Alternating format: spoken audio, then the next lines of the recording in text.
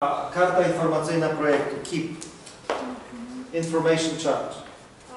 І ці умови щодо обсягу досліджень та рівня деталізації інформації базуються на іншому документі, який подається суб'єктам господарювання. Цей документ у Європейському Союзі називається здебільшого звіт про обсяги досліджень, а у Польщі він називається інформаційна карта проєкту.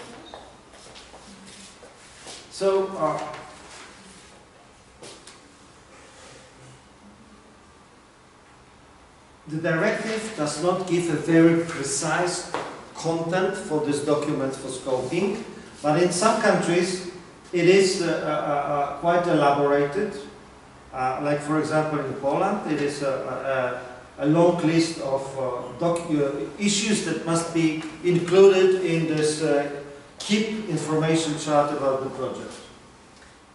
У деяких країнах немає такого дуже чіткого переліку стосовно того, що ж має бути включене у цю інформаційну карту проєкту або цей звіт з обсягу досліджень, що подається суб'єктам господарювання спочатку самого. Але, наприклад, у Польщі дуже детально прописані вимоги до цієї інформаційної картки проєкту, що там має бути.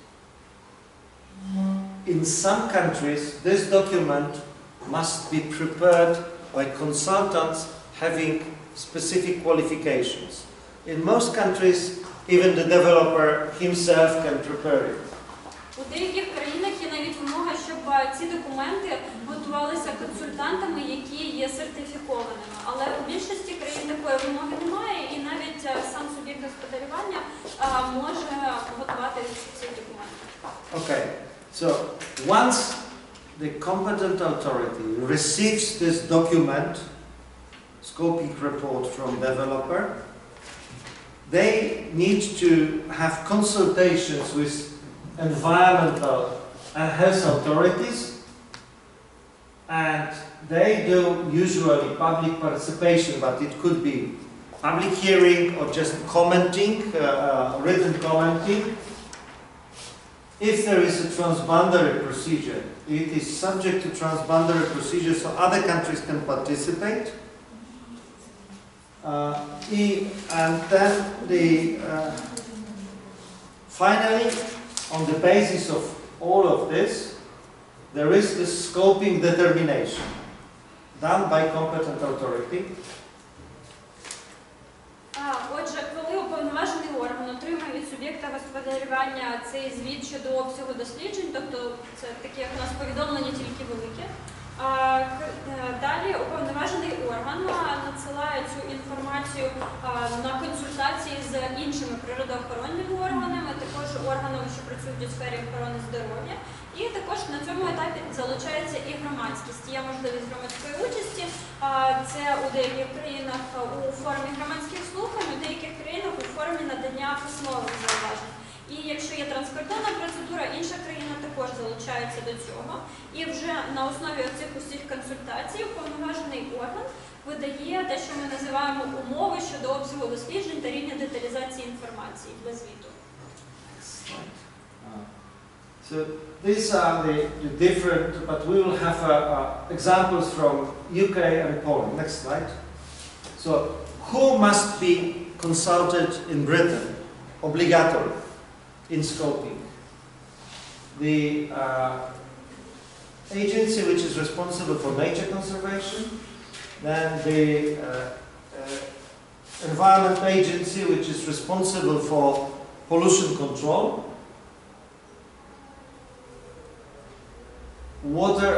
marine authorities, and other bodies, that's how they say, having specific ecological environmental responsibilities depending on the type of the project. Отже, зараз практично розглянемо, з якими ж органами потрібно консультуватися у Польщі та у Великобританії. Отже, для Великобританії з ким потрібно консультуватися при визначенні умов для обсягу досліджень, це обов'язково орган, що відповідає за збереження природи, екологічний орган, що відповідає за контроль за забрудненням, орган, що відповідає за управління морськими територіями, І написано також, що це інші органи, які мають відповідну сферу своєї відповідальності, в залежності вже від конкретного виду діяльності. So, in the UK, they put an obligation on the competent authority to think what other authorities might be interested to give their comments about the scope of the report. So they need to think about the project. Apart from these three, which always are there, they need to think who else. So for example, they would need to consult authorities responsible for industrial accidents, which is health and safety authorities. Тобто передбачається у Великобританії, що обов'язковим є консультування з цими трьома екологічними органами, і далі вже уповноважений орган, відповідно до тієї планованої діяльності, заявка на яку подана, консультується з тими органами, яких це стосується. Тобто, наприклад, це може бути служба, що відповідає за управління ризиками щодо аварій на виробництві. Next slide. In Poland, our legislator don't trust so much authorities, and the legislation says clearly you always need to consult this and that. You don't think whom, but you need to consult regional environmental directorate, which is mostly responsible for nature conservation. У Польщі вирішили, що не так довіряють уповноваженому органу, щоб уповноважений орган сам вирішував, з ким йому консультуватися. Тому вирішили все прописати у законі. Тобто обов'язково консультуватися при визначенні обсягу досліджень з такими і такими органами. Перш за все, це регіональний екологічний департамент. Then it's sanitary inspection, which is an authority responsible for health. Також це орган, що відповідає за охорону здоров'я. Then authorities responsible for pollution control, for so-called integrated pollution permit. Орган, що відповідає за контроль за забрудненнями, за так званим інтегрованим дозволом. And finally, water authorities, which are responsible for issuing water permits. І також орган, що відповідає за управління водними ресурсами, який видає дозвіл на управління такими ресурсами.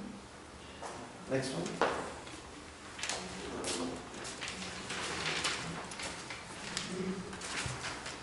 As I said, in most countries there is a public participation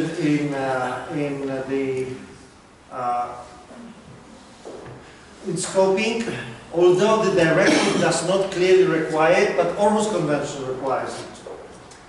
Як я вже казав, у більшості країн громадськість залучається ще на етапі визначення обсягу досліджень та рівня деталізації інформації, і хоча у директиві немає такої прямої вимоги, є вимога щодо участі громадськості, передбачена Орхуською конвенцією. Not always it is in form of a hearing, it can be also in form of written representations. І це не завжди у формі відбувається громадських слухань, це може бути у формі подання зауважень письмових. Next one. In situations where there is transboundary procedure, there was recently amended ESPO Convention. It requires transboundary affected countries to participate in scoping, and usually that results in making specific requests what type of impact on their own territory they would like to be examined, and they agree how to exchange information to countries. І також стосовно транскордонної процедури нещодавно була внесена поправку до конвенції ЕСПО щодо того, що країна, що зазнає впливу, також повинна брати участь на етапі визначення обсягу досліджень та рівня деталізації інформації, для того, щоб така країна могла попросити суб'єкта господарювання приготувати інформацію щодо конкретних видів впливу на її території, та також тут передбачається домовленість між країнами стосовно того, як вони будуть обмінюватися інформацією. And usually it results in a separate chapter in the EA report. І, як правило, це потім відокремлюється окремим розділом у звіті ЗВД. And then finally, example from Poland, from what it should be into the report. So you see that, first of all, the authority shall take into account the current knowledge and research methods, as well as existing technical possibilities and availability of data. І як ви можете побачити, це вимоги щодо умов у Польщі, і при визначенні обсягу досліджень та рівня деталізації інформації відповідальний орган повинен враховувати наявні знання сучасні, також сучасні методи дослідження та існуючі технічні можливості і дані, які є. We once had a scoping in which the regional authorities requested for the windmill to have examination for 3 consecutive years. Одного разу у нас були видані такі умови, коли регіональний уповноважений орган сказав суб'єкту господарювання, який мав будувати вітрову електростанцію, що потрібно проводити дослідження і спостереження протягом 3 років підряд. And that was excessive. That meant the developer would need to wait 3 years and pay money for examination, and only after 3 years it could be the report. So that is excessive. І це було занадто, тому що виходило, що суб'єкту господарювання потрібно ще 3 роки чекати, перш ніж дійсно реалізовувати свою плановану діяльність, і 3 роки платити за спостереження. So they need to take into account availability of data, technical possibilities and so on, authorities. So it cannot be requesting doing all studies and research program. It must be reasonable. Тому уповноважені органи повинні виходити за тих даних та технічних можливостей, які є доступні на сьогоднішній день, тобто не вигадувати чогось, що насправді є неможливим, або не просити дослідити все на світі. Next. And as you see here, it's clearly written in the scoping report, authorities can allow to resign from some of the requirements for the report, which are the requirements not coming from the directive or ESPO convention, added by us. So for example, there is a requirement to attach some maps. And that could be at the scoping saying, okay, there are no maps available, you don't need to invest into producing a map, it's very costly. So we can, even if it's required, the map of a certain type, we can at the scoping say no need for a map. І також у умовах можна прописати, що якщо щось вимагалося, то суб'єкт господарювання може конкретний якийсь вид досліджень або якусь конкретну інформацію не надавати, якщо це не передбачено директивою або конвенцією ЕСПО. Наприклад, потрібно було б, щоб суб'єкт господарювання надав певні карти, але ми знаємо, що карт таких немає зараз в наявності, і ми не будемо змушувати суб'єкта господарювання самому вкладати кошти в те, щоб були підготовлені цей конкретний вид карт. Another requirement which is not in the directive or ESPO is Polish law requires that give analysis of social conflicts. And then again, they may say, no, you don't need to study analysis of social conflicts for your project. Тобто це те, що передбачене польським законодавством, але не передбачене директивою і конвенцією ЕСПО. І ще один такий ж приклад, це, наприклад, за польським законодавством вимагається, щоб проводився аналіз впливу на соціальні конфлікти. І ми можемо в умовах щодо обсягу досліджень прописати, що не потрібно досліджувати ці соціальні конфлікти для вашого проєкту. What is the key is this requirements. What can be in this scoping?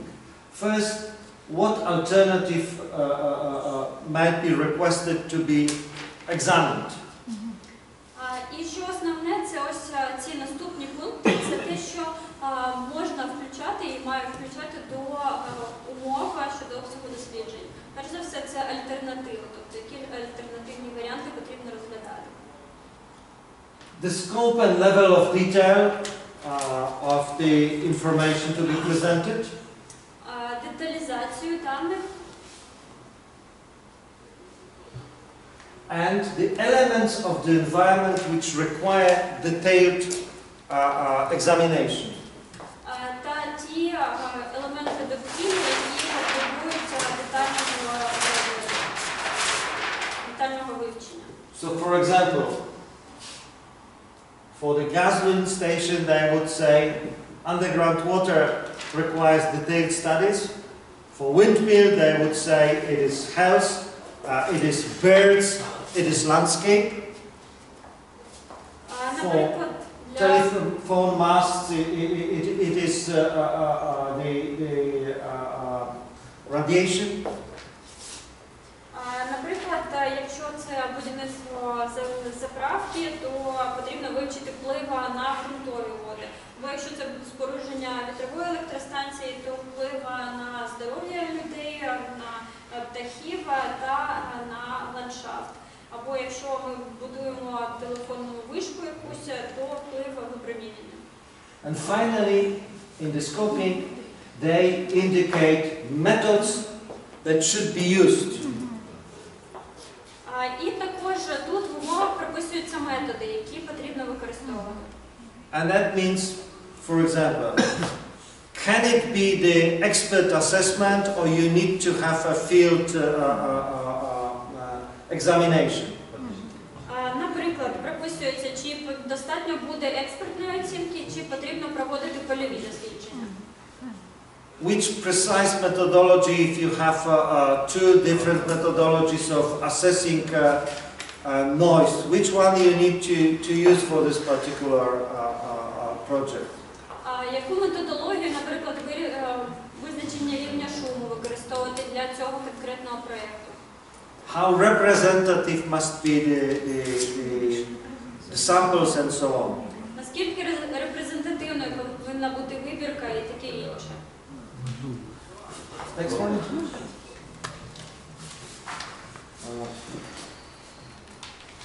So in this scoping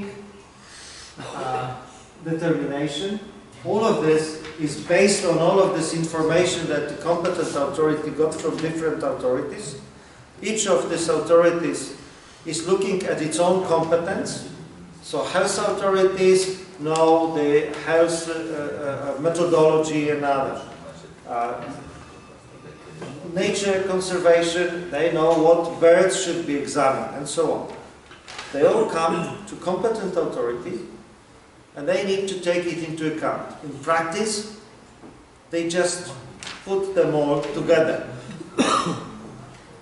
І у умовах щодо обсягу досліджень та рівня деталізації інформації уповноважений орган прописує також рекомендації інших органів, з якими уповноважений орган консультувався, тобто в межах компетенції цих органів. Тобто, наприклад, орган у сфері охорони здоров'я прописує, які спостереження потрібно проводити в плані впливу на здоров'я, або, наприклад, орган екологічний прописує щодо природоохоронних зон. І тобто уповноважений орган збирає всю інформацію в одне і формує умови.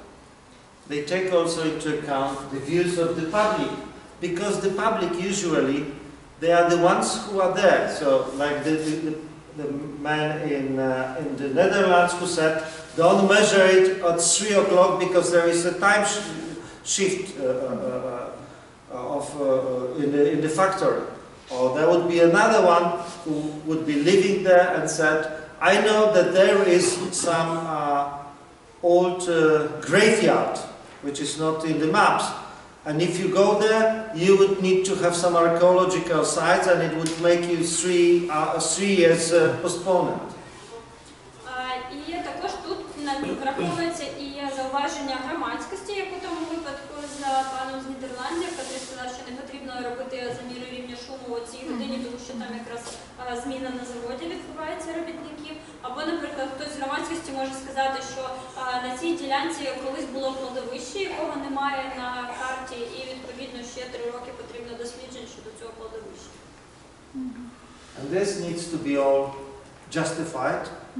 Why they selected this scope of assessment. І має бути обґрунтування, чому були обрані ті чи інші умови для суб'єкта господарювання. Quite often, in many countries, this is all done in close cooperation with the consultants. І часто у багатьох країнах це все робиться співпрацюючи з консультантами.